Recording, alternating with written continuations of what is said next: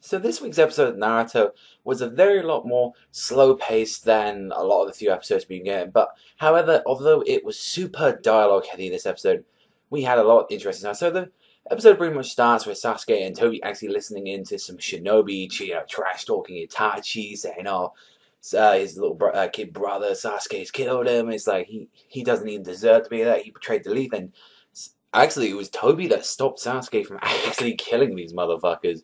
He was just there, like, having some cheeky old tea in a bar, and he's, like, ready to pull a freaking, like, kunai on their asses and say, I'm gonna fuck them up. But it's like, Toby stops them since they don't even know the truth about it. And during while it returns back to the present time with Sasuke and Itachi fighting Kabuto, they explain that there is another forbidden jutsu, just like Izanagi, that can actually stop Kabuto, since Izanagi changed his fate. The new one is a Nami Decides fate, which is going to cost one of them eyes, although Itachi is not worried since it said, oh, I'll just give up my eye. I mean, what better to give the eye up for, like, a dead man, right?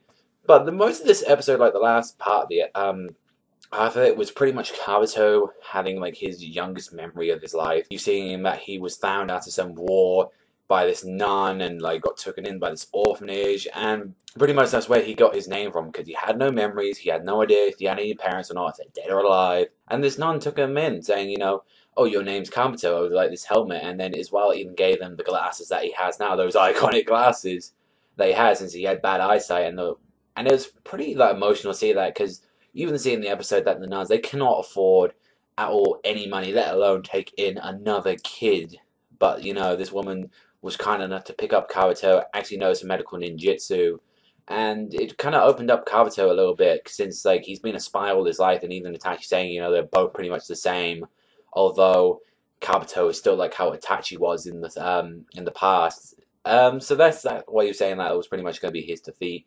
But it was a slow episode, but it really has some important things to show about Kabuto. A little bit between, like, the whole Uchiha brothers as well.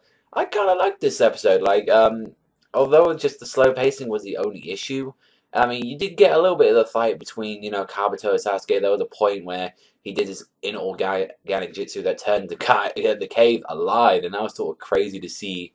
And it hit, like, all over Itachi and was going to change his mind back, but luckily, thanks to Sasuke's Amaterasu, it saved it. So, yeah, there was a little bit of fight, but most of it was just a dialogue-heavy episode. So, to be honest, I'd give this episode a 6.5 out of 10. It was still good, but for a lot of people, I guess it's just for more saying, oh, I want to see some fighting, I want to see some action, but it was very detailed. And next week as well, we seem to have Danzo and Orochimaru appearing, so we got a lot more on Kabuto's backstory to look forward to next week. But that's all from me. I want to thank you very much for watching. Remember, strap that man, sound out, and I'll see